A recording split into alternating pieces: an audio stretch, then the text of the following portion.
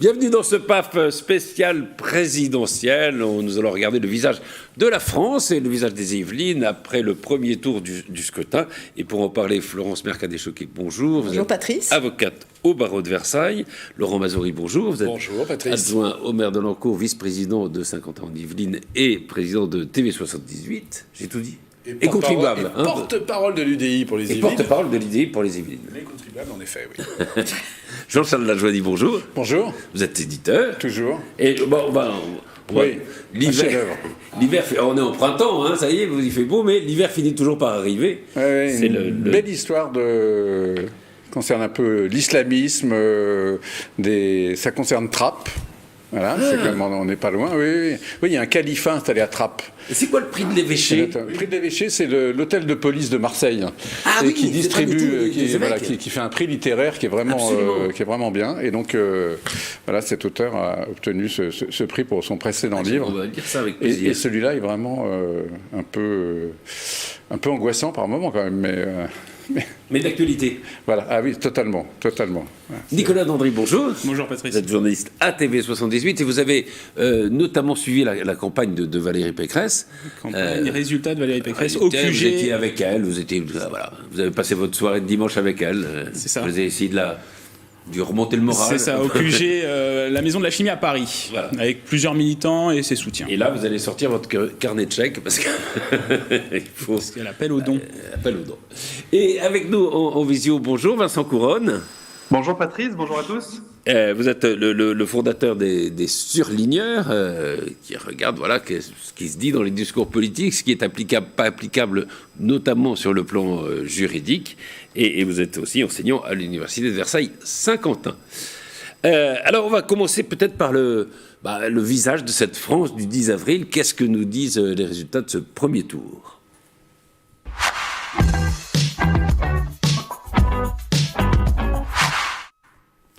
Alors, on va commencer d'ailleurs par les deux gagnants, les résultats. Macron-Le Pen, on nous disait, des sondages nous disaient que les Français ne voulaient pas de ce match retour, et pourtant, il a lieu. Moi, je voudrais citer un premier gagnant, c'est la participation. Parce qu'on a quand même eu un grand stress de savoir si elle ne serait pas très en retrait. À la finale, elle n'allait pas, il y a même une progression. Donc déjà, la démocratie a gagné. Deux, je voudrais aussi citer un autre gagnant, c'est d'ailleurs répondre à ceux qui sont pour l'abstention, qui disent toujours « personne ne représente mes idées ». Je crois qu'on avait un panel complet de l'ensemble de tout ce qui peut se faire en matière d'idées politiques avec le nombre de candidats. C'est incroyable, des gens qui disent « je trouve pas ». Je vois pas de pays au monde où on a un tel arc-en-ciel de représentation potentielle, donc ça fait un deuxième gagnant. Voilà. Je commence par ça. Et puis effectivement, après, pour reprendre ce que vous disiez Patrice, on ne voulait pas de ce débat, on ne voulait pas de ce match, mais à la finale, on l'a, et ça me semble assez logique compte tenu de l'évolution des intentions de vote que nous avaient annoncé les sondeurs et des différents mouvements qu'il y a pu y avoir entre différents candidats. Et à la finale, effectivement, on rejoue ce qui s'est passé la dernière fois, mais avec quand même un étage différent. Une composition du paysage politique a été complètement remaniée et des partis qui sont alors je ne parlais même pas du Parti Socialiste, mais on en parlera peut-être tout à l'heure, qui sont quand même en voie quasiment d'extinction aujourd'hui, en tout cas leurs candidats, et y compris pour ce qui s'est passé chez LR aussi, sur lequel il y a de vraies questions à se poser de recomposition du paysage politique. Et pendant que vous en parlez, on voit en effet l'abstention 26-31 en France. Les Yvelines ont plutôt un peu plus voté encore que le reste que la moyenne nationale. Oui, c'est pas une abstention énorme. Autant, comme on nous l'a annoncé, il y a plus de votants par exemple qu'en 2002. C'est une abstention à peu près normale. Il y a Jean Lassalle aussi, quand même, qui a fait un score extraordinaire quand même. Il fait deux fois plus qu'Anne Hidalgo, à peu près.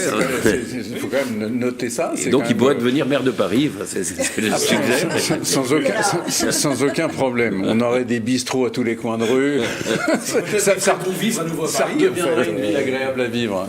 Oui, c'est agréable à vivre. Et d'ailleurs, dans son village de Lourdios-Icher, dans les Pyrénées-Atlantiques, donc vous êtes presque originaire. Voilà, exactement, palois d'origine. Et à Lourdios-Icher, il fait 60%. Il arrive en tête. Et alors que Anne Hidalgo fait 2% à Paris. Il faut comparer.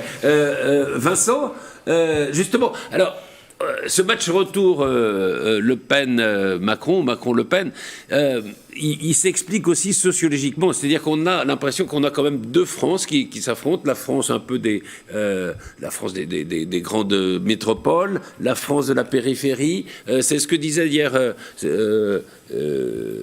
dans ce livre qui s'appelait L'archipel français.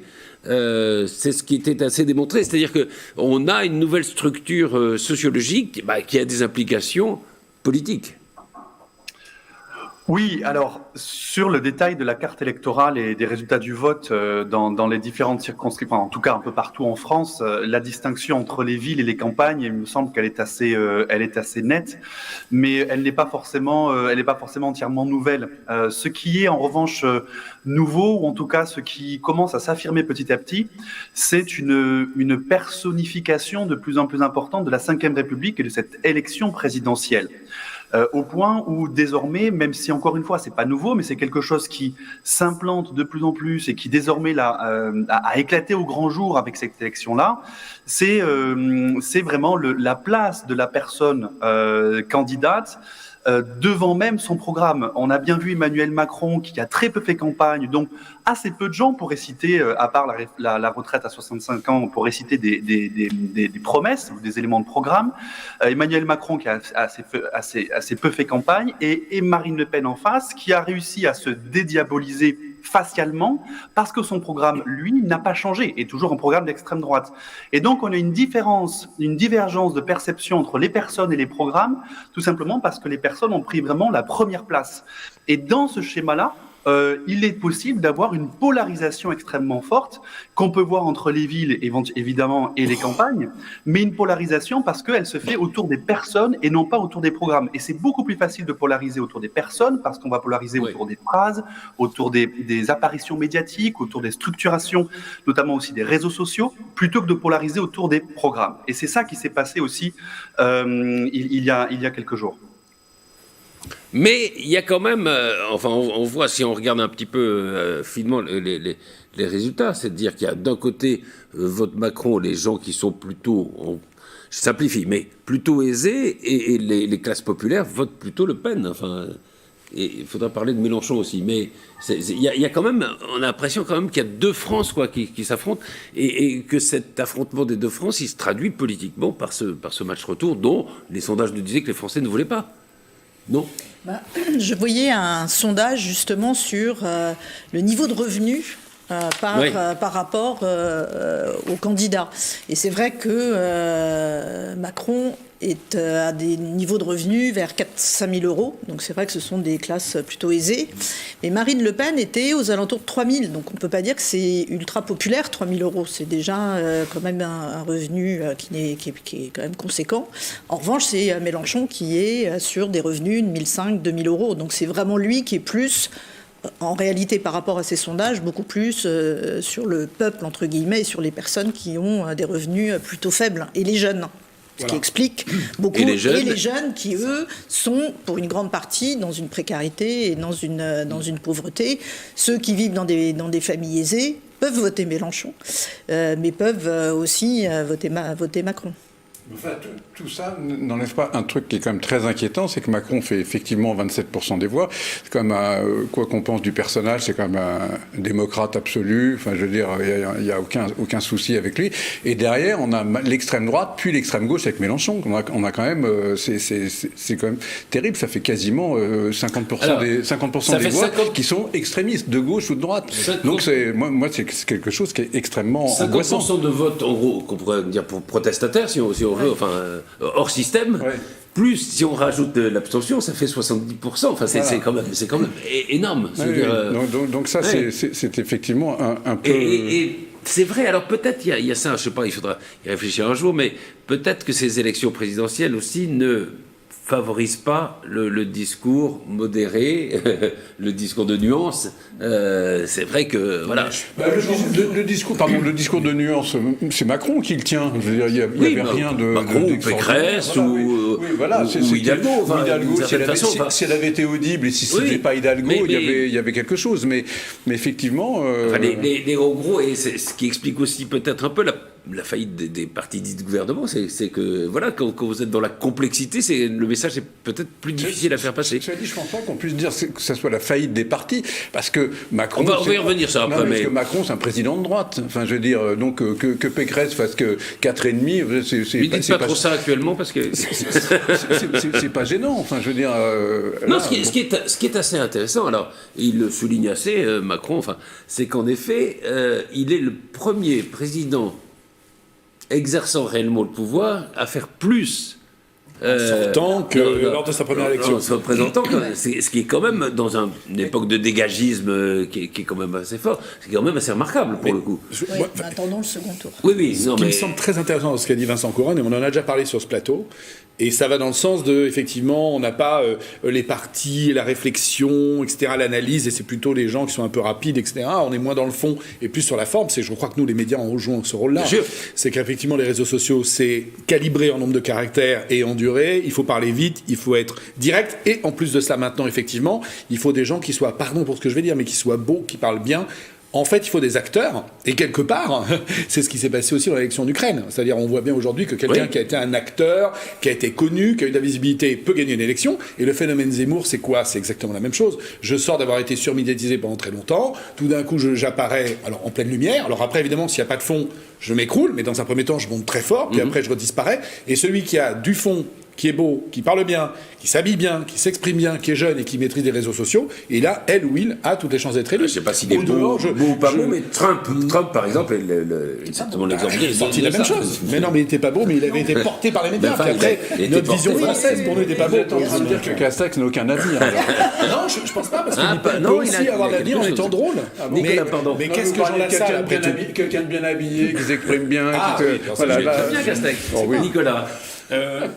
En fait, on voit que l'espace politique, il est occupé aujourd'hui par Emmanuel Macron, qui remplace, entre guillemets, qui laisse peu de marge, en tout cas, pour les partis de gouvernement, le PS, le Parti Socialiste et les Républicains. Et aujourd'hui, la composition politique, elle est claire, c'est qu'il y a un espace assez large qui va de la droite de gouvernement jusqu'à la gauche de gouvernement, en passant par le centre, qui est occupé par Emmanuel Macron et qui laisse à côté les extrêmes, forcément, Marine Le Pen et Jean-Luc Mélenchon. Et justement, Vincent Couronne, si on ajoute Marine Le Pen, Zemmour, Ciotti, Dupont-Aignan, etc., on arrive quand même à 45% à peu près de voix. Alors, c'est pas une question de savoir si c'est bien, c'est mal, etc. Mais comment on explique ce phénomène au fond? Est-ce qu'il est franco-français? Est-ce qu'il est plus vaste que ça? Ce phénomène, il s'explique en partie par cette polarisation en fait autour de comment dire, de la personne candidate et non pas forcément de son programme. Et par le fait que Marine Le Pen, qui faisait peur encore en 2017, ne fait plus, en tout cas fait beaucoup moins peur aujourd'hui. En tout cas facialement encore une fois, parce que, je le répète, son programme reste un programme d'extrême droite. Mais donc ça, c'est quelque chose qui facilite énormément évidemment sa popularité et le fait qu'on puisse envisager qu'elle soit élue dans une dizaine de jours. Ailleurs en Europe, on ne voit pas ce phénomène de manière aussi claire. Ailleurs en Europe, il existe encore en fait les partis traditionnels, même si ils sont bouleversés ou ils ont pu être bouleversés un peu comme en Espagne, un petit peu en Allemagne, etc. par des partis un petit peu challenger, un petit peu comme La République en Marche en France, ou des partis parfois un peu plus d'extrême droite, ou encore peut-être plus de gauche radicale. Je pense notamment au Portugal et à l'Espagne. Mais ce sont des mouvements qui ont un peu fait long feu et qui n'ont pas duré, ou qui se sont pas installés dans la durée, en tout cas, il y a aussi fortement que ce qui se passe en France. Et donc, ce qui inquiète notamment les Européens aujourd'hui, et puis aussi, bien sûr, le reste du monde qui regarde un petit peu cette élection française, c'est la possibilité, curiosité européenne, cette possibilité que l'extrême droite puisse arriver au pouvoir. Quelque chose qui n'est pas envisagé ni au Royaume-Uni, ni en Allemagne, ni même en Espagne.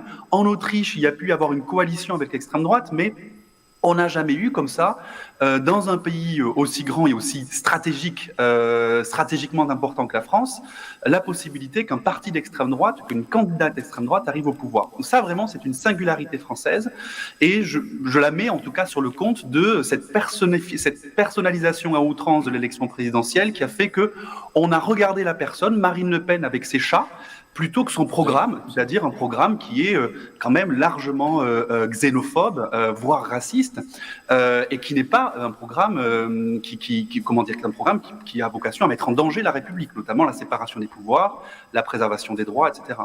Mais Vincent Couronne a tout à fait raison, parce qu'on a voulu tellement diaboliser Zemmour que du coup on a béatifié Marine Le Pen depuis 3 mois. On l'a montré, non, mais comme le dit Vincent, on a montré Marine Le Pen avec ses chats, on a fait des reportages sur elle en colocation avec sa copine, elle est devenue quelqu'un de tout à fait qu'on avait quasiment envie d'inviter pour boire une bière avec Jean Lassalle, quoi. Donc, oui, non mais c'est... on entend d'ailleurs des gens qui disent aujourd'hui, on pourrait l'essayer, puis si ça ne marche pas, on passera quelque chose d'autre dans 5 ans. Comme s'il n'y avait pas, l'enjeu n'était pas... Puis Nicolas, il y a la stratégie de sa campagne aussi, oui, parce qu'elle a beaucoup parlé des sujets de pouvoir d'achat. Absolument. Finalement, puis au vu du contexte, c'était la préoccupation des Français. Alors que Éric Zemmour s'occupait de sa partie du programme de sécurité et d'immigration, on sait très bien que Marine Le Pen est aussi sur ces sujets. Du coup, elle n'avait pas besoin d'insister. Elle n'avait pas besoin d'insister parce que Éric Zemmour le faisait pour elle, et finalement, elle insistait sur la préoccupation des Français, le pouvoir d'achat. Moi, j'estime qu'il y a quand même aussi quelque chose qui touche au fond du fait de créer le Front National de toutes pièces, alors que les partis qui sont succédés depuis 40 ans n'ont jamais quand même traité la problématique de l'identité nationale, du renforcement de nos frontières, alors que tous les autres États dont on parle et qui disent aujourd'hui « comment se fait-il qu'en France, l'extrême droite va arriver ?» C'est pas l'extrême droite qui arrive en tant qu'extrême droite, c'est le message qu'il porte, c'est un peu comme l'écologie. Vous voyez ce que je veux dire? C'est-à-dire que le parti écologique ne devrait pas exister si on faisait tous de l'écologie, l'extrême droite ne devait pas exister si on avait une politique claire pour traiter l'immigration d'une certaine façon, renforcer le contrôle aux frontières, se dire qui on veut qui viennent chez nous, qui on ne veut pas qui viennent, qui on veut qui repartent, quelle typologie d'immigration on veut, enfin, ce que tous les autres pays du monde, d'où qu'ils soient, font. Et c'est pas une problématique d'extrême droite. Ouais. À partir du moment où vous ne traitez pas ce sujet-là, et c'est pareil pour Emmanuel Macron, il lui manque cette jambe-là, évidemment, vous laissez cette porte à tous les autres pour le récupérer avec une vision beaucoup plus extrémiste et pour exister. Moi, les gens qui me disent aujourd'hui au bureau de vote, alors ils ne le disent pas au bureau de vote, ils le disent en sortant, j'ai voté Marine Le Pen. Je dis, mais vous n'avez pas cette typologie. Il dit, oui, mais comme pour Zemmour, oui, mais il traite un sujet dont personne ne s'occupe. Si vous ne vous occupez pas du sujet, il y a une place pour que les gens s'en occupent. Même chose pour l'écologie. Si vous en occupez pas, il existe un parti écologique. Si vous en occupez, il y aurait effectivement Marine Le Pen au même niveau que son père il y a 30 ans. On a laissé faire. On a mis en place tout un tas de choses où les gens se disent je ne suis plus chez moi, vision caricaturale et qui n'est pas xénophobe, qui est juste liée à la visibilité, à la perception qu'on en a et à ce qu'on constate aujourd'hui. Si vous laissez effectivement, vous avez effectivement une dédiabolisation d'une partie, d'une part, en termes d'image, et qu'en même temps vous ne traitez pas le problème, évidemment vous laissez les extrêmes perdurer, exister. Et c'est la même chose pour LFI, pardon. LFI, on dit ah oui, mais alors c'est le parti du wokisme, et puis ils aident beaucoup des étrangers chez nous. Mais c'est normal, si vous vous occupez pas des étrangers qui sont chez vous, si vous les aidez pas, vous leur permettez pas d'arriver, vous leur mettez pas toutes les chances en ligne, évidemment quelqu'un les récupère. Enfin, c'est démocratiquement logique, et c'est pas juste lié qu'à la personnalité de Jean-Luc Mélenchon. Bien sûr, c'est un excellent orateur. On peut retrouver là un peu ce que Marine Le Pen est devenue aujourd'hui parce que c'est également une excellente oratrice. Oui, mais il porte aussi des idées qu'on n'a pas traitées. Oui, et je pense qu'en complément, je suis tout à fait d'accord avec ce que vous dites, et en complément, c'est qu'elle s'est emparée avec Jean-Luc Mélenchon du problème du pouvoir d'achat. Aussi. Et ça, il y a des tas de personnes qui sont à la rue, qui ont un pouvoir d'achat très faible, tout en travaillant avec, qu'on voit les infirmières, qu'on voit les enseignants. Il y a des vraies problématiques sur ces sujets-là. Et ce matin, j'entendais parce que Marine Le Pen était sur France Inter, et il y avait une auditrice qui a voté Mélenchon au premier tour, et qui disait à Marine Le Pen, convainquez-moi de voter pour vous parce que je ne voterai jamais Emmanuel Macron. Je ne m'abstiendrai pas parce que aller voter est extrêmement important pour la démocratie. Je ne voterai pas blanc. Donc maintenant, convainquez-moi de voter pour vous. Qu'est-ce qu'elle fait alors si elle ne vote pas blanc, c'est que ça ne s'abstient pas, qu'elle ne vote pas Macron. À mon avis, elle a donné la réponse. Voilà, c'est ça. Et elle a terminé elle en disant... Elle était peut-être un peu bête. Non, mais elle voulait... Voilà. Et c'est clair qu'elle va voter Marine Le Pen. Oui, mais elle a terminé son intervention en disant... moi j'ai 61 ans, va falloir que je travaille longtemps parce que j'ai eu, pareil, une carrière hachée et parce que j'ai un pouvoir d'achat extrêmement faible. Et vous parlez du pouvoir d'achat. Et évidemment, Marine Le Pen a embrayé. Et si on regarde les statistiques, le pouvoir d'achat a plutôt augmenté pendant le quinquennat. Oui, voilà, exactement. Il faudrait pas d'Emmanuel Macron. C'est-à-dire que, voilà, après il y a la réalité, puis il y a la réalité ressentie. Enfin, c'est comme la température. C'est comme la météo, mais bon. Et il y a aussi un phénomène qui est quand même assez important, qui est ressenti par une partie importante de la population. C'est une sorte de, je vais dire, de haine anti-Macron, enfin de rejet, de ressentiment. On déteste toujours nos présidents, Patrice. Ouais. En réalité, on les déteste toujours. Pas plus, pas moins. On détestait Nicolas Sarkozy, rappelez-vous. À la fin, on détestait pas Hollande, mais on se moquait de lui en disant c'est ridicule. Enfin, c'est typiquement français. Vous savez très bien, on élit quelqu'un. Alors, le problème, c'est que là, il n'aura pas les 100 jours. Mais d'habitude, on a 100 jours pour être bon. Puis à partir du 101e jour, on peut plus rien faire. Les gens sont dans la rue. Ça sera la même chose. Peut-être qu'il n'y aura même pas les 100 jours. Non, je pense que. Enfin, on est resté typiquement de la Révolution française. On adore aduler. Vous savez, c'est comme on adore la couronne d'Angleterre. On dit c'est magnifique. Qu'est-ce que ça m'intéresse nos amis anglais? Et en même temps, on brûle les rois, on leur coupe la tête. Donc, c'est très français. Il y a 7 millions de gens qui ont voté pour lui, quoi. Donc, oui, absolument. C'est pas une telle détestation. C'est vrai qu'on a une image qui est quand même un peu troublée. Ah oui, tout le monde le déteste. La preuve que non. Non, mais voilà. Dans les propos, il me semble que, ressentir. Parfois, on adore parler, on en parle souvent ensemble. Encore une fois, c'est le train qui n'arrive pas à l'heure versus le train qui arrive à l'heure. Donner la parole à quelqu'un qui va dire le président de la République, il est super, je l'adore, on s'en fiche. Par contre, celui qui va dire je le déteste, on va lui donner la parole. Honnêtement, c'est aussi ça. Non, et puis que les opposants au président sont de plus en plus haineux. Alors qu'avant, on pouvait considérer qu'on était pour un type de gauche, pour un type de droite, et on pouvait ne pas s'écharper, ne pas traiter le type de tous les noms, etc. Alors que là, maintenant, dès qu'on déteste Macron, c'est vrai qu'on l'injurie. Vous avez tous contre eux. Bien sûr. Je ne suis pas tout à fait d'accord parce que je regardais, je lisais ce qui se passait au temps de la Troisième République et avant. Je rappelle tentative de crime, de meurtre. Si on remonte à très loin. Si on remonte à très loin. Il y a eu une période. Je me souviens, il y avait du temps de Clémenceau, je ne sais plus quel président de la République était mort, et dans le journal le lendemain matin, il y a Clémenceau qui dit le président machin est mort. J'ai compté tous les Français ce matin, il n'en manque pas un. Non mais c'est extraordinaire. Il y avait une violence. Imaginez maintenant. Sans compter l'action française. Non, mais je parlais pendant la Ve République. Voilà. Et en même temps, il y avait des. Oui, Vincent Couronne. Oui, je dis effectivement, je suis d'accord avec ce que dit Jean-Charles sur les questions de haine et en politique aujourd'hui. Marine Le Pen, ça n'a pas été la seule à parler de pouvoir d'achat. Jean-Luc Mélenchon a aussi parlé de pouvoir d'achat. Emmanuel Macron a aussi parlé de pouvoir d'achat. Il le fait depuis un moment avec la guerre en Ukraine et les différentes tensions au sortir de la crise du Covid. En réalité, pourquoi est-ce que c'est Marine Le Pen qui a cristallisé un petit peu le vote en faveur du pouvoir d'achat? Tout simplement parce que elle ne dégageait pas cette même aversion que pouvait dégager peut-être quelqu'un comme Jean-Luc Mélenchon, qui effectivement a une personnalité peut-être plus clivante aujourd'hui que celle de Marine Le Pen, qui s'est tellement adoucie dans les médias et dans son discours qu'au final, c'est pas le pouvoir d'achat, mais peut-être le pouvoir d'échat qui a pris le pas chez Marine Le Pen. C'est très bien. On va la retenir. Alors, on va peut-être passer aussi, alors on en parlait un petit peu au début, il y avait beaucoup de gens qui disaient on va retrouver le clivage droite-gauche, ça va revenir, etc. 2017 était une exception. On voit là qu'au contraire, le phénomène s'est considérablement aggravé. Rappelez, Anne Hidalgo fait moins de 2%. Valérie Pécresse divise par 4 le score de François Fillon. Vous étiez donc dimanche avec Valérie Pécresse. Oui, effectivement, au QG de Valérie Pécresse, ce qui se passait, c'est que le constat était clair. Déjà, il y avait pas beaucoup de militants. Valérie Pécresse a fait son discours. Elle a annoncé qu'elle allait voter Emmanuel Macron au second tour. Et alors, par contre, l'élément de langage qui était présent, c'est qu'elle n'a pas fait elle n'a pas donné d'ordre de vote pour le second tour. Elle n'a pas donné de consigne de vote pour le second tour. Elle souffle, quand on réécoute le discours, elle le souffle en fait en disant si Marine Le Pen est au pouvoir, ça sera catastrophique pour la France. Donc en fait, c'est à demi-mot une consigne de vote. Oui, absolument. On sent bien qu'il y a une gêne. C'est-à-dire que, personnellement, c'est un des problèmes d'ailleurs peut-être de Valérie Pécresse, c'est qu'elle n'a jamais été elle-même dans cette campagne, me semble-t-il. C'est directement le résultat de la primaire. Il a fallu recomposer entre la droite de la droite et puis les centristes qui restaient encore, et je parlais de l'UDI qui la soutenait, etc. Et à un moment donné, la conciliation est impossible. Et quelque part, en fait, ce qui se passe aujourd'hui avec Emmanuel Macron, c'est aussi la redécomposition du UMP qui, rappelez-vous, est née de j'absorbe une première partie de l'UDF, puis je réabsorbe une deuxième fois, particulièrement dans les Yvelines, dont la majorité des élus étaient des UDF qui ont rejoint l'UMP.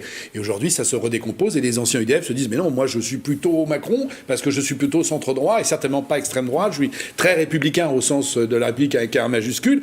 Et concilier et marcher sur ces deux jambes, voire sur ces trois jambes-là, c'est très très compliqué quand vous avez derrière vous des lieutenants qui vous surveillent en se disant j'aurais aimé être à ta place. Donc ça reste quand même, on connaît les êtres humains et les élus et les politiques, ils avaient envie. 2, je t'aide et je te soutiens, mais pas trop. Et en même temps, je te surveille. Et si tu sors de la ligne qui est un peu trop la mienne, ça va mal se passer. Conclusion, elle se trouve à être au centre de la droite avec effectivement des gens qui tirent vers Macron et qui tirent vers une tendance Marine Le Pen, etc., avec des régionalisations sud-est, avec un UMP, un LR du sud-est qui est une espèce de choses étranges venues d'ailleurs. Ou dans lequel il y a un combat fratricide aussi, d'ailleurs. Affirmer, et quand je m'exprime fortement alors que c'est pas ma nature. Je pense que c'est très compliqué. Tout ça, on a l'impression qu'elle a fait ce qu'elle ne savait pas faire et ce qu'elle ne voulait pas faire. C'est aussi toute la bêtise des primaires qui découle du fait que les deux grands partis, les deux ex-grands partis qui sont le parti de Valérie Pécresse comme le Parti socialiste, ne sont plus gérés par des gens qui ont une quelconque envergure, mais par une sorte de secrétaires généraux. Olivier Faure, qui n'a absolument le charisme d'une huître, et Christian Jacob, qui est un bon technicien de la politique, etc. Mais c'est marrant parce que ce sont des baraques qui ne sont pas tenues. Alors qu'à l'époque, il y avait des présidents de parti qui prenaient un secrétaire général du PS qui prenait le pouvoir. Il y a deux présidents de parti qui sont présidents du groupe parlementaire à l'Assemblée nationale. C'est-à-dire que Christian Jacob, et je crois que Christian Jacob a été président du groupe, oui, absolument. Les Républicains à l'Assemblée nationale, et aujourd'hui Olivier Faure, je crois, c'est Olivier Faure qui est président du groupe des socialistes. Est-ce que vous imaginez par exemple... Vous avez raison. Non mais alors d'abord, autrefois il y avait des leaders, ce qui fait qu'il n'y avait pas de primaire. C'est pas le problème de la primaire. Quand Sarkozy se présente, quand Chirac se présente, mais vous avez quand même le parti de De Gaulle, de Chirac et de Sarkozy qui fait moins de 5%, le parti de Mitterrand et de Hollande qui fait moins de 2%. Parce que personne ne tient la baraque. Et quant aux primaires, alors vous avez raison de dire ce que vous dites, mais si vous reportez au moment où il y a eu ces primaires LR, qui avaient été contestées d'abord en disant une primaire fermée, c'est pas terrible, et puis quand elle a eu formidable, il y a eu Parce qu'il y a du débat. Oui, parce qu'on essaie de se rassurer à bon compte.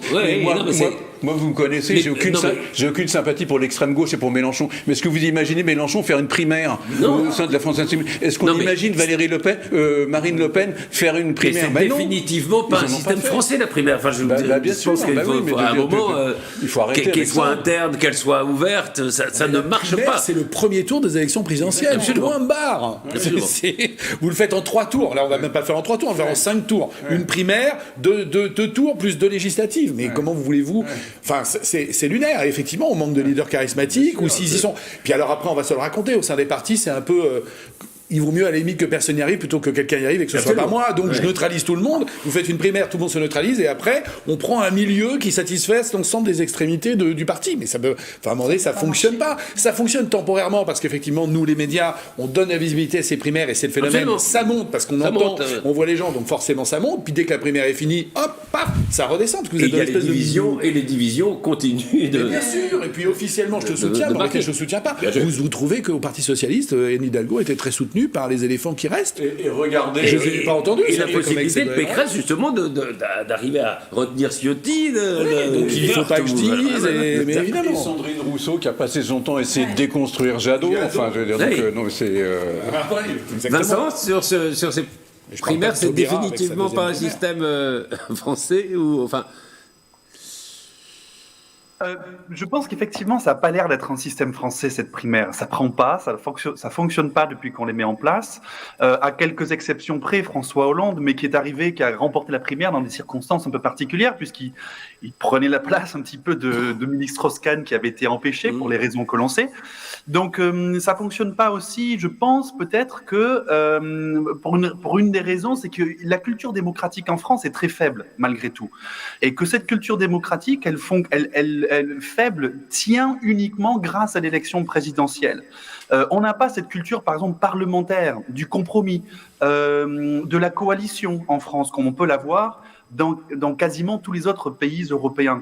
Et donc une primaire, en fait, c'est ça, c'est une sorte d'élection parlementaire interne à un parti politique, à l'issue de laquelle le chef qui va être candidat, enfin qui a été élu, doit faire des compromis avec toutes les composantes de son parti.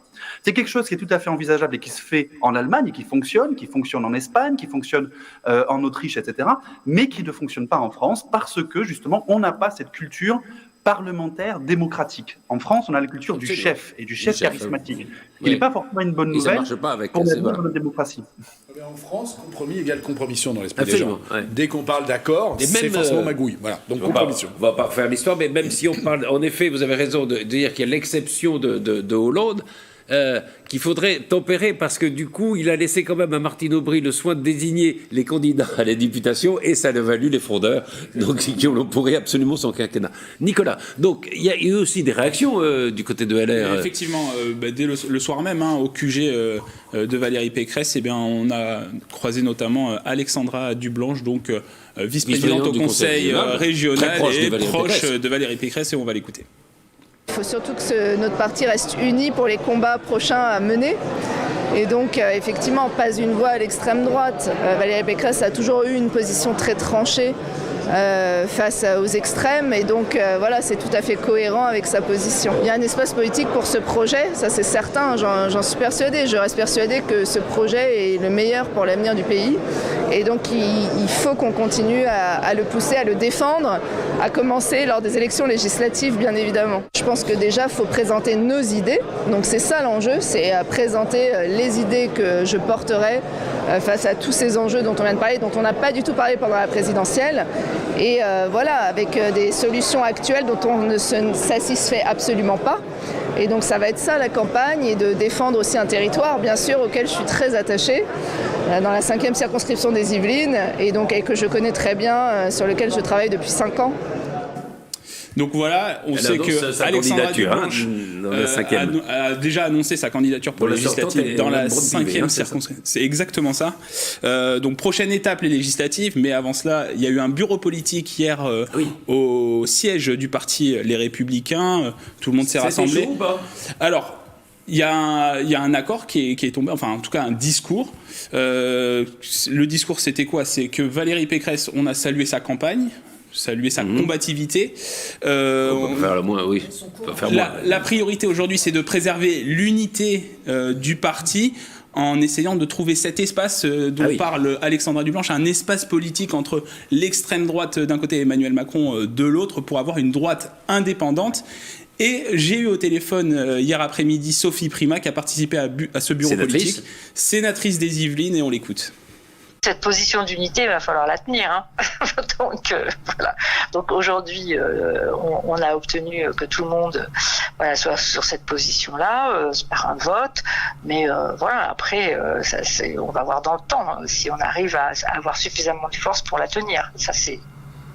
Je continue à avoir quand même quelques inquiétudes. L'avenir à court terme, c'est évidemment l'enjeu des législatives, et puis ensuite c'est l'avenir du parti et de notre force politique pour la suite. Et donc de ces deux visions est sortie la nécessité de devoir rester unis et indépendants, et de devoir continuer à tracer la route d'un parti qui soit ni dans la coalition avec Emmanuel Macron, ni dans l'opposition à des valeurs ancestrales de notre parti, qui sont des compromissions avec l'extrême droite.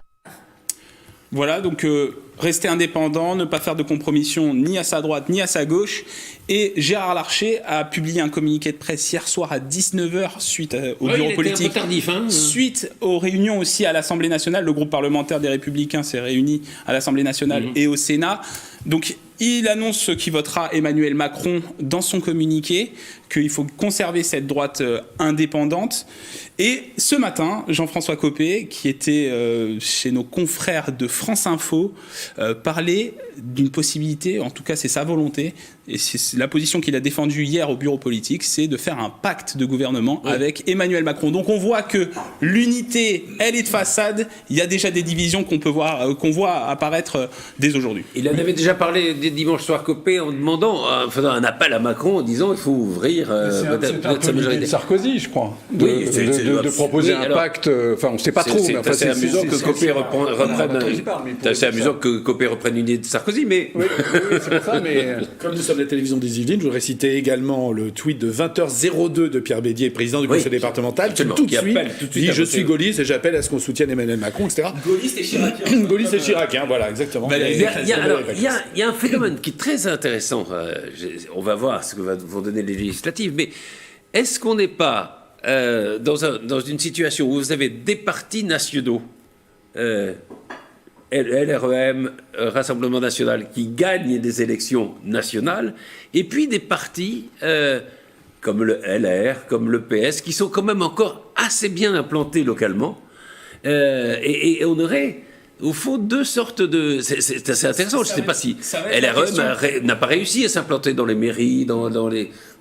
députés, c'est autre chose, mais enfin dans les autres élections, non. C'est clairement une question, et c'est ce que soulevait d'ailleurs Jean-François Copé, que aujourd'hui Jean-François Copé veut faire un pacte de gouvernement avec Emmanuel Macron pour que justement les Républicains deviennent une implantation locale pour Emmanuel Macron. Il veut jouer sur ce discours, le fait que ce serait la représentation des territoires, disons, et avancer avec leurs idées de décentralisation, parce qu'on sait que Valérie Pécresse avait des propositions sur la décentralisation, ce que n'a peut-être pas Emmanuel Macron, en tout cas, ce qu'il ne met pas en avant dans son programme.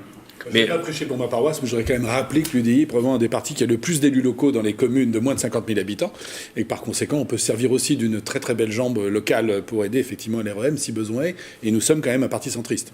Je ne voudrais pas qu'LR soit le seul à penser qu'ils sont présents, parce que je crois que sans l'UDI, il y aurait quelques difficultés à gagner à la fois des régions et des départements et des communes. Mais ce que je veux dire par là, c'est qu'on n'imagine pas LR faire 4% aux législatives. Vous voyez ce que je veux dire?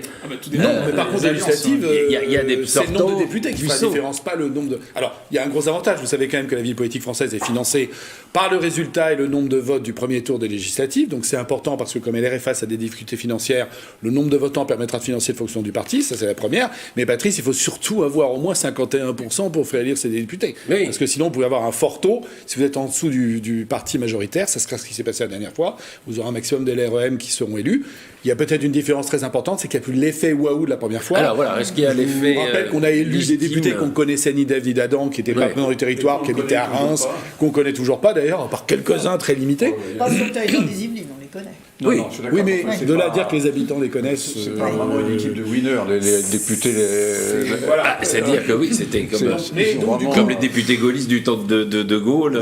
Du coup, ça accrédite la thèse soulevée par notre collègue ici présent, c'est que probablement qu'LREM aura besoin, plus que la dernière fois, d'avoir une emprise locale de gens quand même un petit peu connus, étant reconnus sur des territoires, et peut-être que la porte ouverte par LR ou l'UDI par rapport à cela, peut-être une façon effectivement de faire élire des députés pour soutenir la majorité. Attention après au risque que vous évoquiez tout à l'heure, d'avoir une majorité composite dans lequel vous avez du mal à faire bloc et d'avoir une, on va dire pas unanimité, mais une grosse majorité pour voter certains projets de loi quand vous avez presque des frondeurs au sein de ce que vous auriez recomposé pour garantir d'avoir le nombre de députés élus. Oui, là, vous partez du principe que ce serait Emmanuel Macron qui serait élu. Ah oui, non, mais vous avez raison. Non, effectivement. Parce qu'on peut avoir un dans autre l'autre cas de figure, c'est la cohabitation, parce que je ne crois absolument pas que les Français soient en capacité d'envoyer une majorité d'élus RN à l'Assemblée nationale. Il faut bien y réfléchir aussi. Ils ont envoyé une majorité LREM, alors qu'il n'y avait pas de parti. Oui, mais c'était l'effet waouh. Ils ont... je sais pas. Le Pen, je ne suis pas sûr que ce soit waouh. Vous le rassurez un peu à bon compte. Oui, mais ça marche bien. C'est vrai que c'est souvent... J'ai toujours... Il vaut mieux s'autosatisfaire. C'était le calcul de Chirac en 80 qui disait on aura la majorité aux législatives alors qu'il y a eu un raz-de-marée socialiste. Il y a toujours eu l'effet de légitimité a toujours joué. Maintenant, est-ce qu'il rejouera cette fois-ci? C'est en effet une question qui Juste par rapport au propos de Laurent, est-ce que l'UDI localement pourrait faire alliance avec LREM? Alors, il y a un bureau politique qui a lieu ce matin, en ce moment même, et donc nous serons fixés à midi sur à la fois le soutien que nous apporterons ou pas. Enfin, j'ose imaginer que le soutien que nous apporterons à Emmanuel Macron, je ne me sens pas soutenir Marine Le Pen, et je crois qu'à ce moment-là, je ne représenterai plus l'UDI la semaine prochaine. Je vais être très clair sur ce point. Je pense qu'à ce moment-là, il faut donner de la visibilité de l'horizon, probablement, à nos engagements. Et donc, de là à dire qu'il y aura un soutien, ça va dépendre de la position qu'on va prendre. Mais ça sera localement. Ça peut se prendre localement. Non, ça dépendra forcément très de la clairement, décision oui, nationale. on sera logique avec nous-mêmes. On est un bloc d'élus centristes, de républicains, de démocrates, d'humanistes, et par conséquent, on prendra une position qui sera certainement unique. Pardon. Après, si certains, effectivement, veulent prendre des décisions unilatérales, je pense qu'ils sont appelés à quitter l'UDI. Et je faisais une petite blagounette en parlant d'Horizon. Et pourquoi pas rejoindre Horizon s'ils ne veulent pas rejoindre La République En Marche directement. Horizon étant le parti d'Édouard Philippe. Oui, il faut se projeter à... Pardon, excusez-moi, je rappelle qu'on va assister à quelque chose d'extraordinaire, c'est qu'Emmanuel Macron ne peut pas se représenter pour un troisième mandat, donc du coup, en même temps, ça donne une forme de liberté de décision, puisqu'il est sujet à aucune réélection, ça sera intéressant à voir, mais par conséquent, il faut déjà travailler avec qu'est-ce que l'on fait après, et la question de qu'est-ce que l'on fait après dans la recomposition qu'on vient de parler, c'est quid du futur candidat représentant les idées centraux, droite-gauche, d'Emmanuel Macron, effectivement, probablement Édouard Philippe, enfin, en tout cas, c'est comme ça qu'on le pense. Et du coup, comment se recomposeront et LR et l'UDI et les autres partis centristes par rapport à Édouard Philippe, qui est un peu plus quand même centre-droit qu'il n'est centre-gauche. C'est pour ça qu'il faut se positionner, à mon avis, maintenant pour le futur. Et ce qui est intéressant, c'est que les Yvelines peuvent être un mini-laboratoire de ce que pourrait être la droite française après cette élection, parce qu'aujourd'hui, quand on regarde le conseil départemental, Pierre Bédier, il dirige une majorité avec le MoDem, avec l'UDI, avec les Républicains et avec Horizon, puisque Carl Olive, le maire de Poissy, qui soutient Emmanuel Macron et qui fait partie de ce mouvement Horizon, est vice-président. Le maire de en tout cas, siège à la majorité. Je ne sais pas s'il a encore son poste de vice-président du conseil départemental des Yvelines, mais en tout cas, il siège dans la majorité de Pierre Bédier aujourd'hui. Donc ça peut être un modèle de ce que peut devenir la droite française, la droite de gouvernement française. Un mot sur peut-être on va aborder le phénomène Mélenchon, parce que c'était quand même intéressant, il n'était pas assez loin du deuxième tour.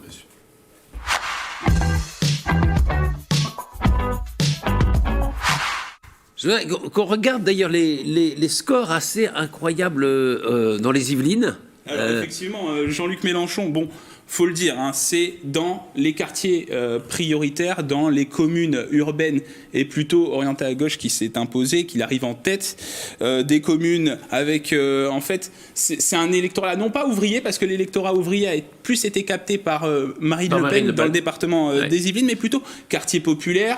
Les quartiers. Voilà, Sartrouville par exemple, Trappes. Trappes, il dépasse les 60% à Trappes. Même chose pour la commune des Mureaux. Alors en fait, Jean-Luc Mélenchon, il était déjà en tête dans ces communes en 2017, mais il a augmenté. Et en fait, ce qu'on constate, c'est que dans ces communes, il y a eu plus de participation. Et finalement, la participation a participé à ce que Jean-Luc Mélenchon obtienne des scores vraiment beaucoup plus importants par rapport à 2017. On voit les scores dans ces villes. 60% à Trappes, c'est quand même... Et vous pensez que sur ces 60% à Trappes, pour Mélenchon, ils se répartissent comment derrière par rapport sur le deuxième tour, à ce que vous avez pu... Alors, pour le moment, on ne sait pas, parce qu'en plus, Jean-Luc Mélenchon donne une consigne de vote. Il dit pas de vote pour Marine Le Pen. Donc après, c'est comme en 2017. Jean-Luc Mélenchon, on le sait, en 2017, il y avait eu des votes blancs. Il y avait eu une explosion des votes blancs. Il y avait eu des voix qui ont dû aller pour Emmanuel Macron. On verra pour ce second tour. Après... et des voix qui vont à Marine Le Pen, parce que des voix qui peuvent aller aussi à Marine Le Pen. Parce que de ce qu'on peut lire, c'est que ça se découperait en trois. C'est-à-dire un tiers voterait Marine Le Pen, un tiers Macron et un tiers blanc ou ne viendrait pas. Et c'est là où Vincent Couronne avait raison tout à l'heure de souligner que finalement Marine Le Pen avait a fait campagne sur le pouvoir d'achat et Jean-Luc Mélenchon aussi, et c'est peut-être là-dessus qu'ils peuvent se rejoindre. Je ne sais pas ce qu'en pense Vincent Couronne là-dessus. Je pense que le score de Mélenchon, il est quand même en grande partie dû au vote utile.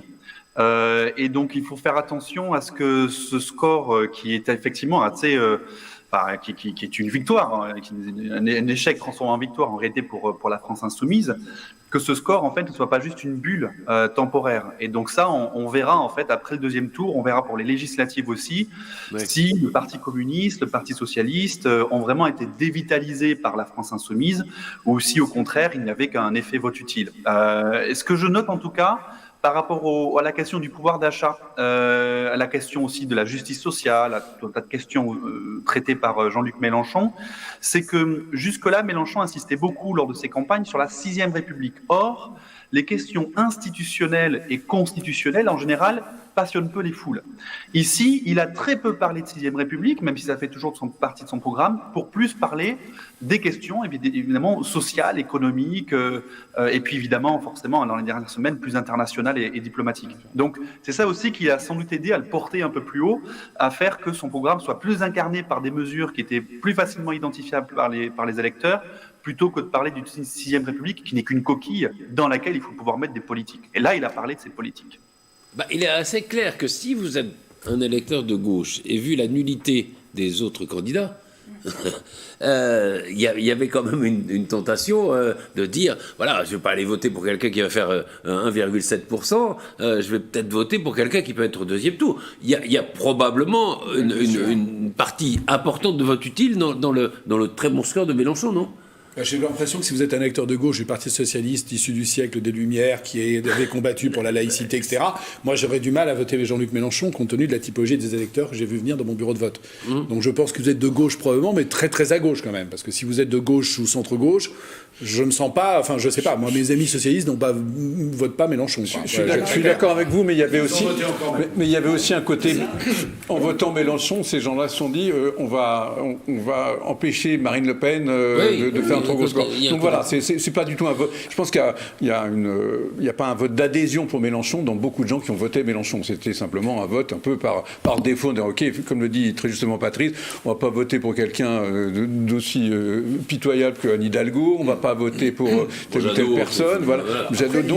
Après, il faut regarder aussi sur le terrain, puisqu'on parle des Yvelines. D'autant que le programme environnemental de Mélenchon était plutôt aussi bien que celui de Jadot. Enfin, de ce point de vue. Il faut pas oublier qu'une grosse partie, les quelques élus locaux qui soutenaient Mélenchon dans les Yvelines, on va prendre le maire de Trappes par exemple, puisqu'il était dans les clips, Elie Rabet.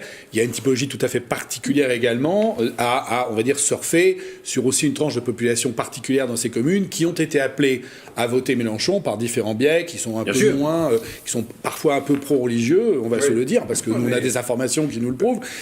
Il y a ce surf-là, évidemment, et du coup, je les vois moins voter au deuxième tour, parce que pour le coup, je pense qu'ils sont ni macronistes, ni... voilà, et à mon avis, en plus, ils sont un petit peu manipulés dans tout ça, parce que je ne suis pas forcément sûr qu'à la finale, Jean-Luc Mélenchon les aiderait plus que ça. Et je pense que ceux-là iront plutôt vers l'abstention, parce qu'ils ne reviendront pas au bureau de vote. Et moi, qui est président du bureau de vote, j'ai vu beaucoup de gens, puisqu'on suit, puisqu'on a nos fiches, qui venaient voter là pour la première fois, mais y compris qui venaient voter pour la première fois, qui n'avaient pas 18 ans, c'est-à-dire qui avaient 35 ans, et j'ai voté pour la première fois. Bon, surpris de les voir voter. Voilà. Et donc, on a une progression sur mon bureau de vote, dans un quartier qui est plutôt populaire, puisque la clé de Saint-Pierre à Elancourt est plutôt un quartier populaire, et dans lequel ces gens sont venus voter. On voyait bien parce qu'on leur avait dit qu'il fallait voter, et donc ces gens-là, je les vois pas pour reprendre. Je pense qu'au deuxième tour, on les perdra, et donc je pense qu'on a une augmentation effectivement des Yvelines de l'abstention, et avec une disparition quand même assez importante des gens qui votent pour Mélenchon, justement issus des quartiers. Ce sera intéressant de voir le deuxième tour dans les quartiers, là où il était en tête au premier. Nicolas, je voulais juste revenir sur le vote utile. Finalement, le vote utile peut-être résume bien ce scrutin, parce qu'il y a eu un vote utile à gauche. Il fallait absolument voter pour le candidat de gauche qui allait arriver au second tour. Mais il y a eu le même phénomène aussi à droite. Finalement, certains électeurs de Valérie Pécresse, et notamment, je pense, dans les Yvelines, ont voté Emmanuel Macron parce qu'ils savaient très bien que... De peur d'ailleurs qu'il y ait un Mélenchon-Le Pen au deuxième tour. Voilà, exactement. Et parce qu'il incarnait une certaine idée de la droite qui est proche de Valérie Pécresse tout de même. Et peut-être qu'un certain nombre d'électeurs de Zemmour ont voté Le Pen en voyant qu'elle avait des chances. Alors finalement, c'est peut-être l'extrême droite où il n'y a pas eu de vote utile, parce que c'est assez partagé. Peut-être dans les derniers jours, parce qu'effectivement Zemmour descendait dans les sondages, et puis il y a des électeurs qui se sont dit finalement Marine Le Pen effectivement va avoir la chance d'accéder au second tour, et du coup on va voter pour elle. Mais finalement l'extrême droite, c'est là où il y a eu le moins de votes utiles, et ça a moins impacté les scores des deux candidats.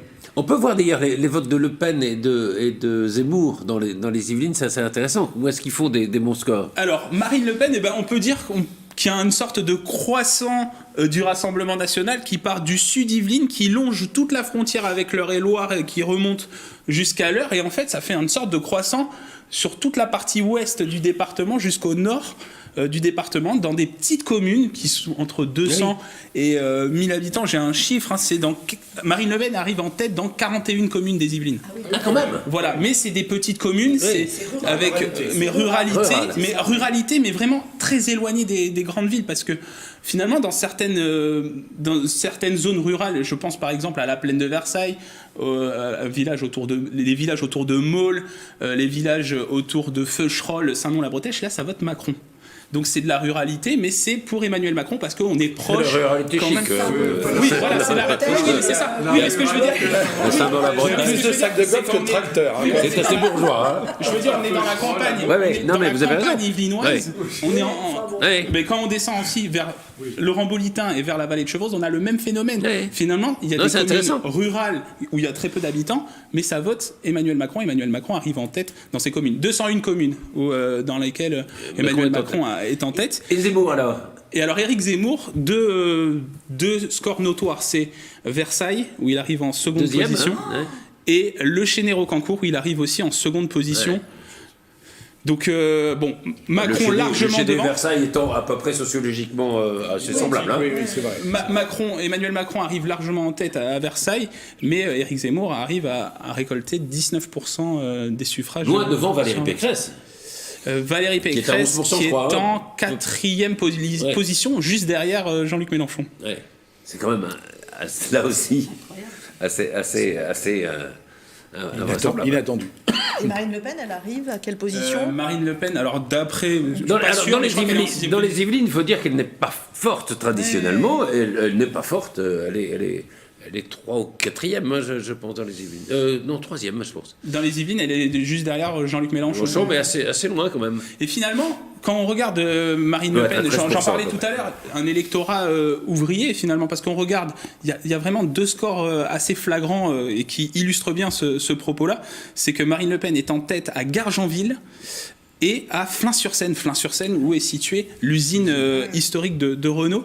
Et dans ces deux communes-là, Marine Le Pen arrive largement en tête. Il faut savoir que Gargenville, c'est quand même 7000 habitants et Flins-sur-Seine, c'est 3000 habitants. C'est les deux plus grosses communes où elle arrive en tête dans le département. Après, le reste, comme je le disais tout à l'heure, c'est des communes... 13,77%, c'est-à-dire très très loin quand même de son score national. Hein. Et quand on regarde certaines communes aussi, on voit qu'il y a un vote contestataire quand même, parce que c'est des zones où on a pu, et on l'a suivi d'ailleurs pendant la crise des Gilets jaunes, les Gilets jaunes se mobilisaient dans ces zones-là. Quand on va vers le Mantois, quand on s'approche de la frontière avec le département de l'Eure, je pense notamment à ces communes de Bonnières-sur-Seine, de Froneuse ou de Mantes-la-Ville. Mantes-la-Ville, Jean-Luc Mélenchon est en tête, juste derrière c'est Marine Le Pen. Et dans plusieurs communes, il y a ce phénomène-là. Mantes-la-Ville qui a été dirigé par le Front National, par Cyril Notte entre 2014 et 2020, mais on voit que dans ces communes-là, c'est un vote contestataire, puisque c'est Marine Le Pen qui est en tête, Jean-Luc Mélenchon derrière, ou vice-versa, Jean-Luc Mélenchon en tête et Marine Le Pen juste derrière.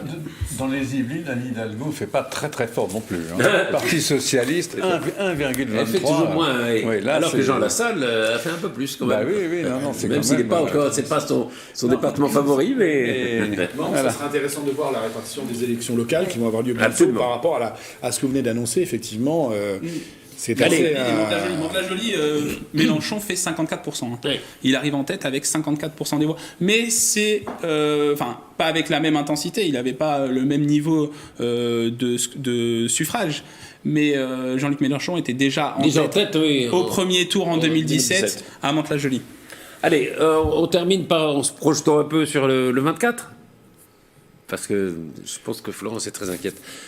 Que va-t-il se passer le 24 avril donc?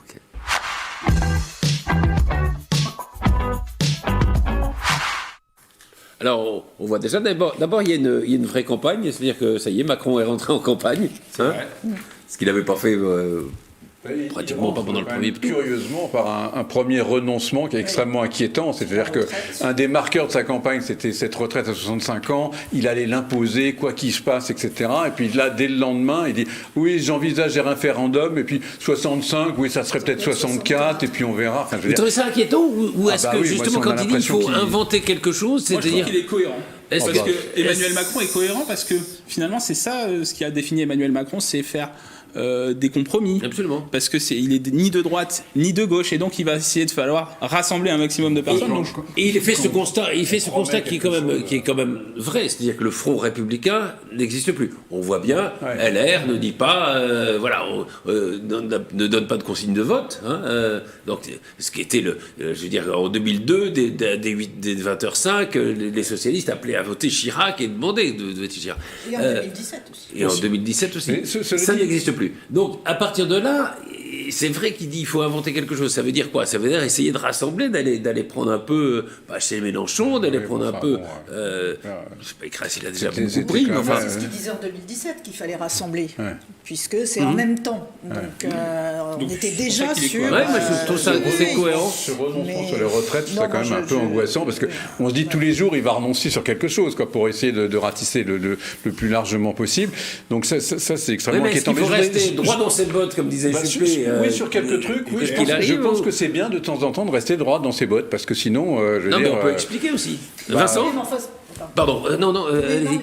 mais ce qui est là où je rejoins quand même Jean-Charles pour une fois, c'est que samedi, faut rester 65 ans, et lundi ou mardi, il dit faut revoir parce que finalement il y a une opposition et que ça n'emporte pas l'adhésion et donc 64 mais- ans. Mais oui, non, mais pourquoi C'est du pas samedi? pragmatisme, ça, non Pourquoi pas? Oui, Mais non, oui, non, mais mais que c'est- le Parce qu'il y a eu le pragmatisme. vote entre-temps. Oui, mais c'est. Il nous Oui, reste mais le 50 vote, il secondes. passe en tête, il Pardon. passe en tête et il fait mieux qu'en 2017. Donc pourquoi est-ce que... Tu te rends compte ce qui s'est passé derrière, en seconde et en Mais à troisième trop écouter, il peut tout perdre. Et en plus, il annonce un référendum s'il va dans le sens du RIC, Bah, qui était oui, de Marine Le Pen. Comment voulez-vous le candidat qui panique Comment voulez-vous tout perdre quand vous êtes quand même face à la candidature du Rassemblement national? À un moment, il y a aussi quand même un réflexe qui fait que des votes vont aller vers lui, même s'il essaye. Ça, c'est ce que vous. Enfin, vous. Vincent rêvez Couronne, peut-être, hein. Enfin, on sait pas, pour conclure. C'est pas gagné. Hein. Alors, je vais conclure de manière très décevante, Patrice, je suis désolé, mais en fait, sur cette question-là, moi, je trouve que ils ont dans cet entre-deux tours, Marine Le Pen et Emmanuel Macron ont une tâche impossible à réaliser. Ils doivent tous les deux à la fois séduire l'électorat, les Républicains, et l'électorat de gauche, notamment de Jean-Luc Mélenchon. Je ne sais pas comment tous les deux vont réussir à faire ce grand écart. Aller chercher les voix de Mélenchon, c'est le risque de lâcher la proie pour l'ombre. Et en même temps, ne pas aller le faire, c'est le risque de se priver de tout un vivier électoral pour pouvoir franchir la barre du deuxième tour. Honnêtement, je ne sais pas comment ils vont faire. Laurent? Je pense que comme ils vont faire, il faut qu'ils restent. Alors là, pour le coup, je vais dire droit dans la botte et dans ce qu'ils sont. Et à mon sens, il faut miser sur une abstention des électeurs de Mélenchon. Il faut faire en sorte qu'ils n'aillent pas voter, en fait. Vincent, c'est horriblement antidémocratique ce que je dis, mais quand on ne peut pas les réunir, il faut surtout pas qu'ils viennent voter. Et Oui, donc, mais il faut ça a rester été la effectivement sur position son de- corpus. Oui, Mais c'est vrai que c'est une pas mal tâche. de militants de la République en marche, effectivement, avant le premier tour, qui disaient c'est terrible de se dire qu'en réalité, plus l'abstention sera forte, en fait, plus Emmanuel Macron a de chances de se faire des voix au premier tour.